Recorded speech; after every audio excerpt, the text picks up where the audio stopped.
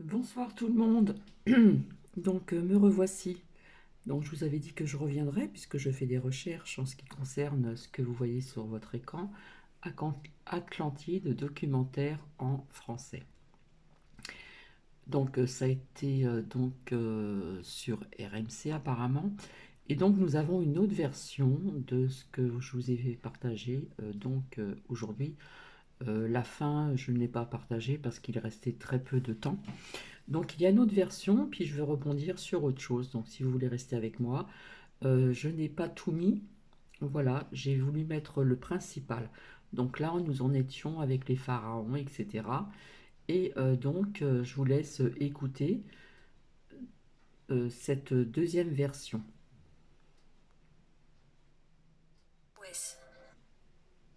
Pardon. Lorsque William Henry sort de la pyramide à la tombée du jour, il paraît transformé par l'expérience vécue à l'intérieur. C'était fantastique, vraiment merveilleux. Les pyramides ont-elles vraiment été construites par les Atlantes? Et si oui, comment ceux-ci sont-ils arrivés en Égypte? Pour William Henry, la clé de l'énigme se trouve à Abu Ghraib. Situé à 1 heure environ du plateau de Gizeh, ce site peu fréquenté par des touristes abrite les ruines de 2 temples solaires de la 5e dynastie. Mais pour William Henry, il y a plus. Nous allons à Abu Ghraib, l'un des plus anciens sites cérémoniels au monde. Selon la tradition égyptienne, des voyageurs des étoiles sont arrivés à cet endroit. Ce serait un site d'atterrissage d'OVNI. Mais les Atlantes sont venus en passant par des portails stellaires. Ce sont des extraterrestres. William Henry pense que les Atlantes sont originaires de la constellation des Pléiades et qu'ils sont venus sur Terre via des portails stellaires, d'hypothétiques ouvertures dans l'espace-temps.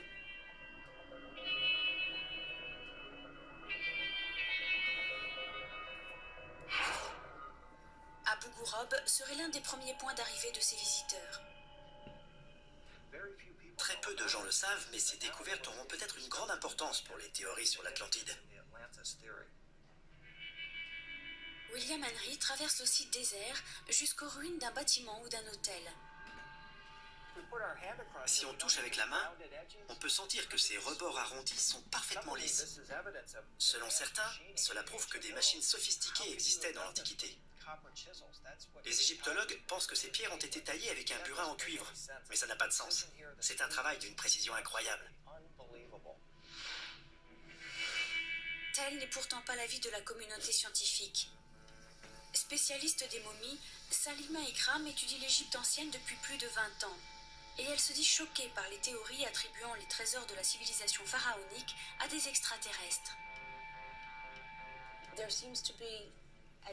Certains ne semblent pas pouvoir accepter le fait que les gens qui vivaient ici étaient capables de faire toutes ces choses sans aide extérieure. Et c'est insultant. De fait, il existe une abondance de données archéologiques permettant d'expliquer en détail comment les pyramides ont été érigées par des Égyptiens.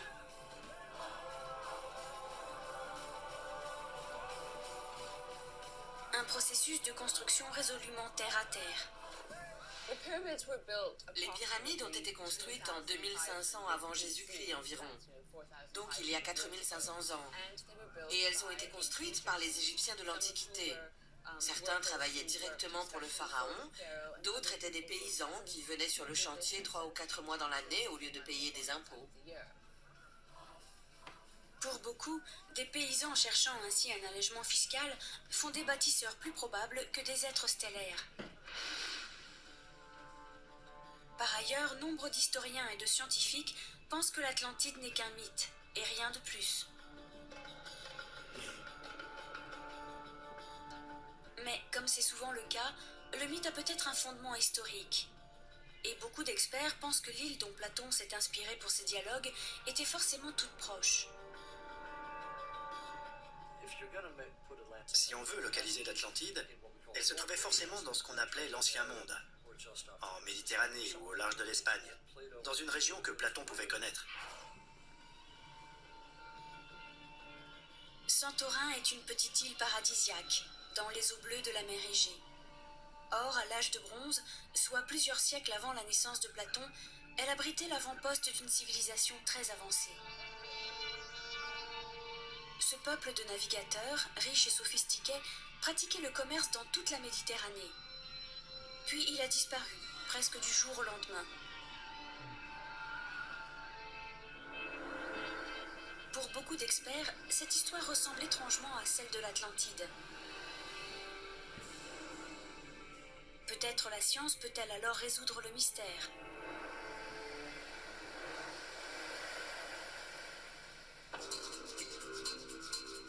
Platon ayant écrit que l'Atlantide se situait au-delà des colonnes d'Hercule, beaucoup ont présumé que le continent perdu devait se trouver après le détroit de Gibraltar, quelque part dans l'océan Atlantique.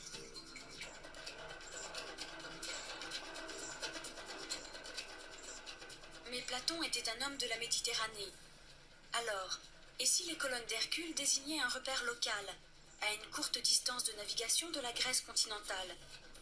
Et si, au-delà de ce point, s'était épanouie une nation insulaire, une civilisation avancée au rayonnement commercial international, avec un gouvernement structuré et une puissante armée?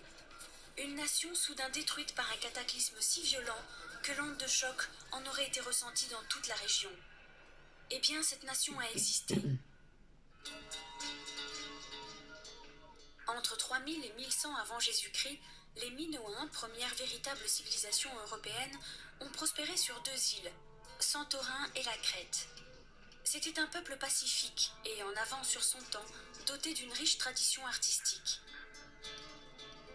Le célèbre palais de Knossos en Crète disposait même d'un système de canalisation. De la vie générale, leur civilisation était très avancée. Est-il possible que l'histoire des Minoens ait inspiré à Platon son conte moral? Et quelle a été la cause du déclin de leur civilisation? La science a peut-être les réponses à ces questions. Vers 1640 avant Jésus-Christ, soit 1300 ans environ avant que Platon commence à écrire, une gigantesque éruption volcanique a presque entièrement détruit la petite île de Santorin. Une grande partie des terres a été engloutie par les flots, et l'avant-poste d'une florissante civilisation a ainsi brusquement disparu. En 1939, Donc, voilà pourquoi je veux rebondir sur ce que vous avez vu. Un volcan, ça fait de la fumée, c'est de la fumée noire, etc. Après, on parle des eaux, etc. Donc, vis-à-vis de ces cartes, je ne sais pas si vous voyez bien. Non, je vais mettre la lampe comme ceci. Voilà. Donc, comme vous l'avez vu, on parle de ces Atlantes hein, qui étaient heureux, qui vivaient comme ceci, etc. Là, nous voyons donc de la fumée, d'accord? Donc au départ, elle est comme ceci. Et puis ensuite, hein, vous voyez ici, c'est tout noir. Hein, il y a quelqu'un qui regarde, c'est tout noir. Il y a des éclairs, je ne sais pas si vous voyez bien. Donc oui, il y a eu donc vis-à-vis de ces fumées noires, etc., à travers ce volcan, etc., donc la nuit qui est tombée. Et puis ensuite, on voit donc vis-à-vis de ce peuple qui a été englouti donc sous l'eau. Nous sommes d'accord. Donc, ma version personnelle serait que ces nuages que l'on voit ici, ici et ici, ne viendraient pas donc des espèces de chantrailles ou je ne sais quoi qui existaient déjà avant Jésus-Christ. Peut-être oui maintenant, hein, comme j'en ai parlé, mais je pense pas qu'à ce moment-là, il existait déjà, voilà. Pour moi, ces fumées viennent d'un volcan. Voilà, ça c'est ma théorie personnelle, donc c'est pour ça que je voulais rebondir et vous montrer cette autre version. Je ne pense pas qu'avant Jésus-Christ, il existait déjà ce qu'on nous envoie hein, ici et ici. Donc j'espère que vous voyez bien. Voilà. Donc ça peut être des météorites, ça peut être aussi des volcans, et puis après ça a dégénéré au niveau de la mer, etc., etc. Donc ça c'est ma version personnelle, hein. Voilà, donc c'est pour ça que quand c'est comme ça, la nuit est donc présente ici. J'espère que vous voyez bien, hein, au niveau du graphisme. La nuit est bien présente. Je sais pas, bon, je pense que vous avez déjà vu, hein, les volcans quand ça explose, ça fait des grosses fumées, hein, des fumées comme ceci. Donc ça c'est ma version, voilà. Et puis après, ce peuple donc aurait été donc englouti par les eaux. Ça c'est ma version personnelle. Je ne pense pas que ces chantrailles, je ne sais pas comment on dit, existaient déjà avant Jésus-Christ. Donc on va continuer ensemble. Pardon. Donc je voulais rebondir surtout sur ceci. J'ai pas envie qu'on fasse croire n'importe quoi à n'importe qui. Donc nous allons continuer si vous voulez. Je n'ai pas commencé au début parce que c'est très long. Mais je voulais surtout en revenir ici d'après les recherches d'une abonnée. Et comme je suis très curieuse, je fais mes recherches propres à moi-même. Des couches séculaires de terre et de cendres. Et de fait, ces recherches ont été couronnées de succès. La fabuleuse ville antique d'Akrotiri a été préservée par la cendre volcanique. Il a découvert une ville très avancée. Akrotiri était une ville avec des maisons, des entrepôts de stockage pour le blé et le vin, et bien sûr les décorations les plus fantastiques que l'on puisse imaginer. En fait, la ville a été détruite en l'espace d'un jour et d'une nuit par une énorme éruption du volcan sur lequel elle était construite. Donc le site d'Akrotiri correspond assez bien à la description faite par Platon. Le professeur Marinatos en a conclu qu'Akrotiri est peut-être à l'origine de l'histoire de l'Atlantide selon Platon. Pour Floyd McCoy, géologue, la thèse paraît plausible. On parle d'un lieu qui a brusquement disparu, qui a littéralement explosé. Or, le seul phénomène connu qui puisse faire ce genre de choses à une telle échelle, c'est une éruption volcanique. Observant le volcan depuis les ruines, le géologue décrit ce que les malheureux habitants d'Akrotiri ont dû vivre en ce jour fatidique. Imaginons que nous remontions 3600 ans dans le passé. Le volcan explose.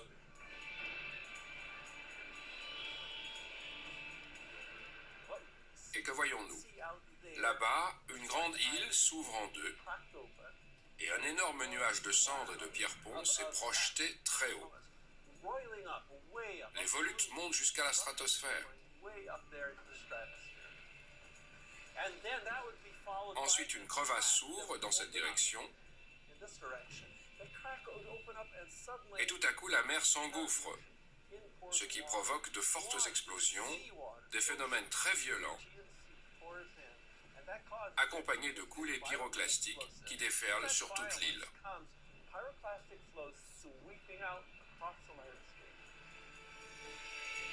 L'éruption de Santorin a été aussi violente que la célèbre explosion du volcan Krakatoa en Indonésie en 1883, et presque 10 fois plus que celle du mont Saint-Helens en 1980.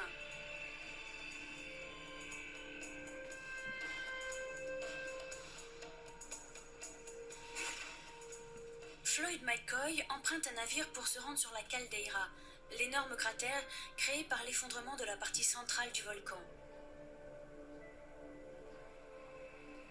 Plus de 3600 ans après la catastrophique éruption, la formidable puissance du volcan se fait toujours sentir.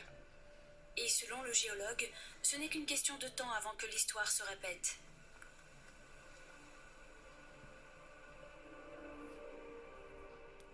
C'est le point zéro. C'est ici que les éruptions se produisent. Ce volcan est en train de se reconstruire lentement. D'ici 20 000 ans, qu'est-ce qu'il y aura ici? On aura une île énorme. Et elle aura peut-être le même aspect qu'à l'âge de bronze.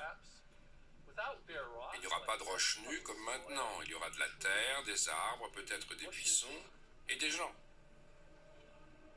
Partout, des signes d'activité sismique indiquent que le volcan reste potentiellement dangereux. Voilà, on a du gaz chaud qui s'échappe ici. C'est chaud. Le jaune, c'est du soufre et le blanc, de l'oxyde de soufre. Là, il y a de la chaleur qui sort du sol. D'où vient-elle? Cette chaleur est produite par du magma, de la roche liquide dans les profondeurs de la Terre. Donc ce paysage est trompeur. Et pour un vulcanologue, cela signifie qu'il y a du magma actif sous nos pieds et qu'une éruption est à tout moment possible. Il est incontestable que ce volcan a détruit Akrotiri. Mais comment cette éruption aurait-elle pu causer la chute de toute la civilisation minoenne, dont le centre se trouvait en Crète, à plus de 100 km? Le professeur Kostas Sinolakis a grandi sur cette île et dans son enfance, il était fasciné par la puissance de la mer. Aujourd'hui, c'est un spécialiste du plus dévastateur des phénomènes marins, les tsunamis.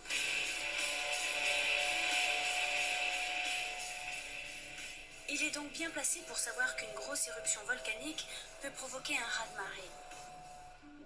On ne sait pas exactement ce qui s'est passé à Santorin du point de vue scientifique. Mais il y a des hypothèses. Et c'est comme ça que la science fonctionne. On pense donc que le volcan a explosé et détruit entièrement l'île de Santorin. Il s'en est suivi un énorme raz-de-marée qui a déferlé jusqu'en Crète et a durement frappé les Minoens.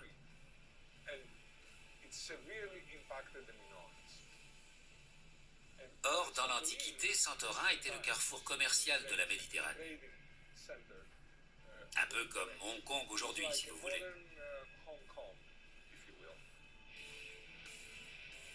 Au cours des dernières années, ces phénomènes ont tragiquement rappelé leur puissance destructrice.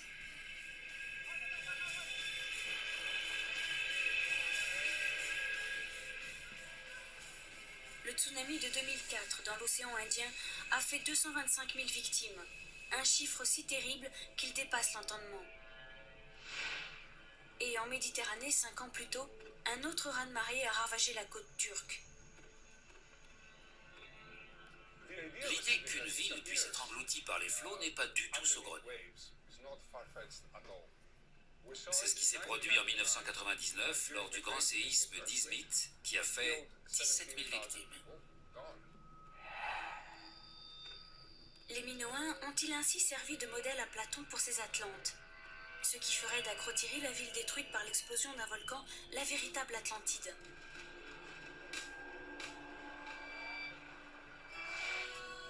À l'évidence, et certains détails de l'histoire de Santorin en 1640 avant Jésus-Christ évoquent la civilisation perdue décrite par Platon.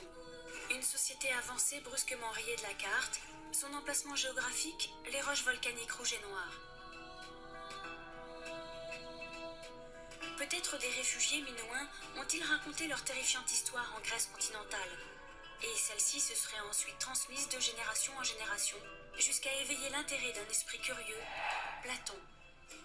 La théorie paraît convaincante, mais les preuves directes, si tant est qu'il y en ait jamais eu, sont peut-être perdues à jamais. Alors est-ce que c'est l'Atlantide? Difficile à dire. L'Atlantide, c'est une histoire. Est-ce qu'elle s'est déroulée ici? C'est impossible de le savoir. C'est une histoire magnifique et j'aimerais y croire. Mais je suis un scientifique. Il me faut des preuves solides. Or, elle nous manque encore. Beaucoup d'experts sont convaincus qu'Akrotiri et l'Atlantide ne font qu'une. L'histoire vraie d'une société sophistiquée des îles méditerranéennes, littéralement anéantie en l'espace d'un jour et une nuit. Elle aurait ainsi survécu dans la culture grecque classique par l'intermédiaire de son plus grand philosophe, Platon. Si on cherche une civilisation avancée dans la région où l'Atlantide devait se trouver, alors les Minoens sont probablement la réponse logique. Doit-on pour autant rejeter les théories selon lesquelles des créatures divines auraient favorisé le développement de jeunes civilisations, comme celle des Égyptiens ou des Mayas? La science peut-elle expliquer certaines découvertes étonnantes, comme ces hiéroglyphes d'apparence si moderne, ou ces étranges sculptures qui semblent un défi à la logique.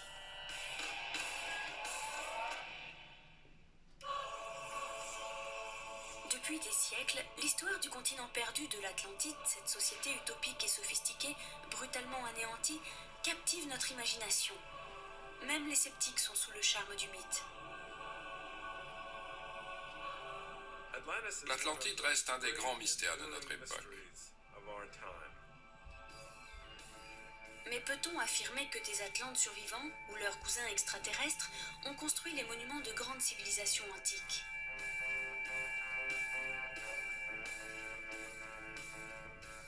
Le plateau de Gizeh et la péninsule du Yucatan comptent parmi les endroits les plus fouillés au monde. Pourtant, aucune preuve de l'intervention de bâtisseurs venus de l'Atlantide n'a jamais été retrouvée.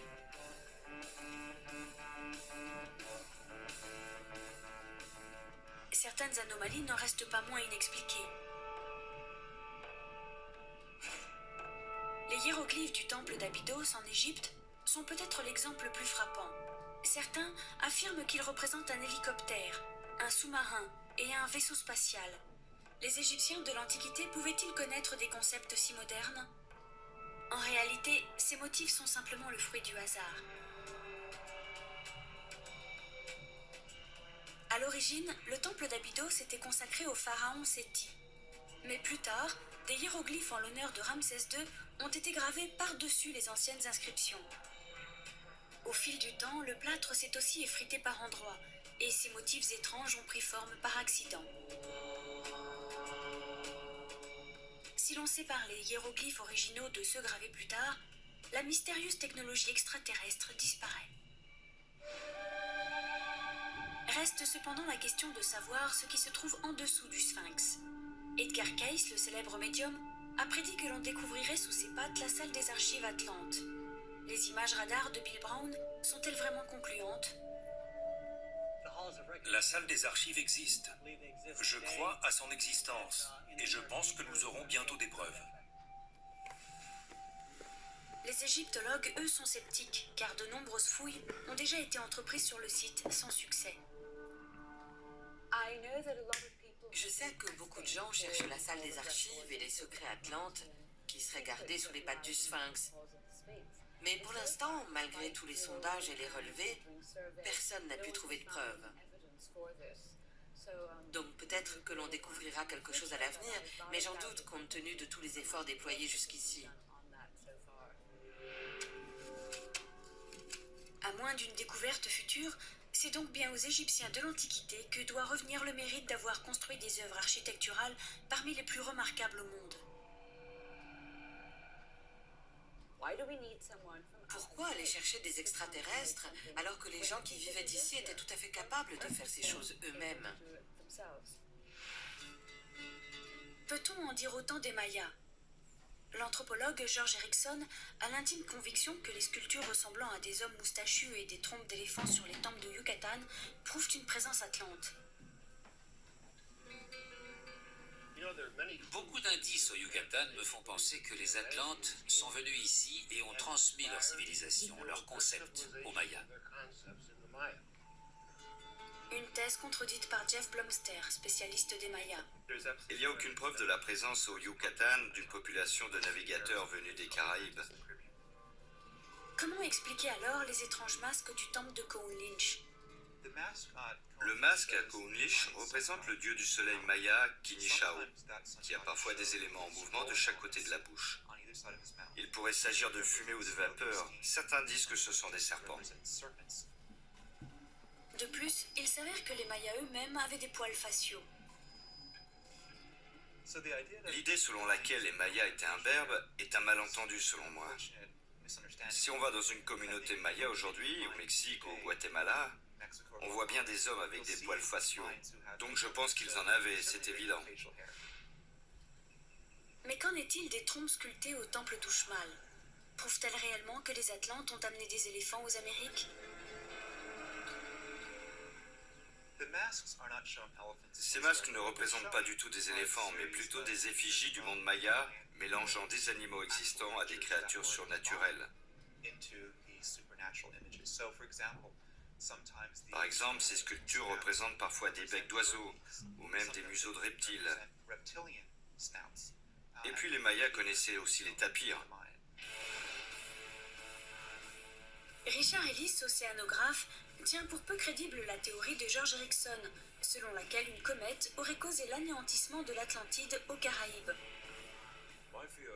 D'après moi, situer l'Atlantide aux Caraïbes est tout simplement ridicule. Dans la région du Mexique et de Cuba, la géologie et la formation des îles sont parfaitement connues et n'ont absolument rien à voir avec un grand bout de continent qui aurait disparu. De plus, l'Amérique du Sud paraît quelque peu éloignée des repères géographiques de Platon. Est-ce que l'Atlantide était au Yucatan? On peut la situer où on veut, mais est-ce plausible? Non, je ne crois pas. Le plus probable est que l'Atlantide devait se trouver dans une région que Platon connaissait. L'île grecque de Santorin répond bien à ce critère. Mais si la civilisation avancée des Minoens ressemble à la description faite par Platon de l'Atlantide, presque aucun autre élément de l'histoire ne concorde. Platon parle d'une île-continent de la taille de l'Asie et de la Libye réunies. Santorin ne correspond absolument pas à cette description. De plus, Santorin ne se trouve pas au-delà des colonnes d'Hercule, si l'on admet que Platon désignait ainsi le détroit de Gibraltar. Enfin, l'avant-poste minoen a bien été détruit par une éruption volcanique, mais 900 ans seulement avant que le philosophe écrive ses dialogues, et non 9000 ans. Certains éléments de l'histoire concordent parfaitement, et d'autres pas du tout. Donc c'est du 50-50 en quelque sorte, et personne ne gagne. Aucune théorie ne s'impose. On ne peut pas garder certains éléments et en rejeter d'autres pour s'arranger avec les faits comme on veut. Mais l'espoir fait vivre. Et beaucoup continuent de chercher l'Atlantide, inspirés par l'exemple d'un homme dont la conviction a permis de retrouver la légendaire Troie, théâtre de la guerre du même nom. En 1873, Heinrich Schliemann, un aventurier allemand, a retrouvé la Troie antique, prouvant ainsi que les épopées d'Homère, l'Iliade et l'Odyssée sont au moins en partie basées sur des faits réels. Or, beaucoup de ses contemporains pensaient que c'était une folie de suivre les indices d'un mythe populaire, comme George Erickson le fait remarquer. Je pense que Heinrich Schliemann nous a montré à tous qu'il est possible de ne pas se contenter du statu quo et de continuer à chercher les réponses auxquelles on croit.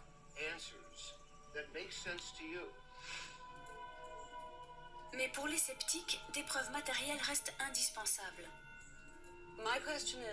La question que je me pose, c'est si les Atlantes sont venus, pourquoi n'ont-ils laissé aucune trace de leur origine, de leur passage ou de leur technologie de navigation? Ainsi, le mystère reste entier. Peut-être Platon a-t-il simplement voulu écrire un fabuleux conte moral. Ou peut-être qu'une civilisation perdue attend toujours d'être découverte quelque part sur le globe. Il est possible que Platon ait écrit un conte moral et non un livre d'histoire. L'Atlantide lui aurait ainsi servi à illustrer un avertissement. Voilà ce qui se passe lorsqu'on a les chevilles qui enflent un peu trop. Je pense que l'Atlantide est une histoire vraie. Et selon moi, d'ici 10 ou 20 ans, probablement, des nouvelles preuves stupéfiantes seront découvertes.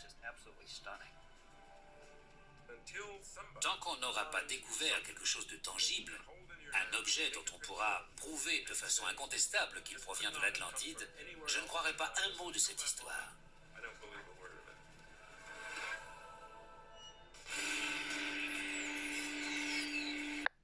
Donc, comme vous l'avez constaté, il y a diverses versions.